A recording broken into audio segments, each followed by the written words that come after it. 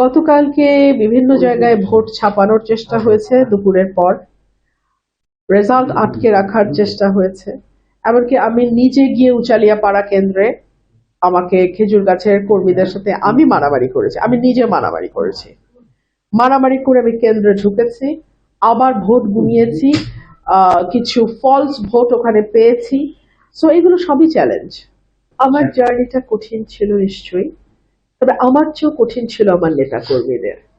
ধরুন, আমি যদি আজকে না জিততাম, আমাকে হয়তো আবার ঢাকায় ফিরে যেতে হতো, আমি আমার পেশায় ফিরে যেতাম।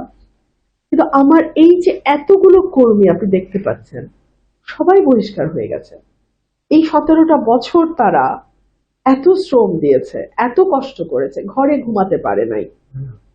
কত কত কর্মী আমার বহিষ্কার হয়ে গেছে, তারা তো কেউ কোনো কষ্ট রাখে নাই মনে।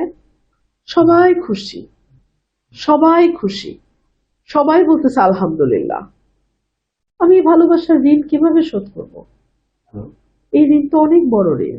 সঠিক প্যাড আর সঠিক তথ্য দিয়ে এসব সামলে নিব এক হয়ে।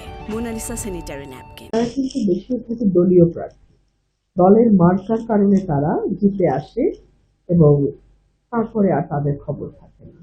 আপনি যেটা বলছেন, আমি তো কোনো দলীয় প্রার্থী না। আমাকে যদি এলাকায় আরেকবার নির্বাচন করতে হয়, কাজ করা ছাড়া আমার হাতে আর কোনো অপশন নেই। ধরুন, আমি যদি কমিটমেন্টের কথা, ডেডিকেশনের কথা, অনেস্টির কথা বাদও দিই, আমি যদি কাজ না করি, এটা তো আমার নিজের জন্য ক্ষতিকর। তো আমার নিজেকে টিকে থাকতে হলে কাজ করতেই হবে, এর বাইরে আমার আর কোনো অপশন নেই।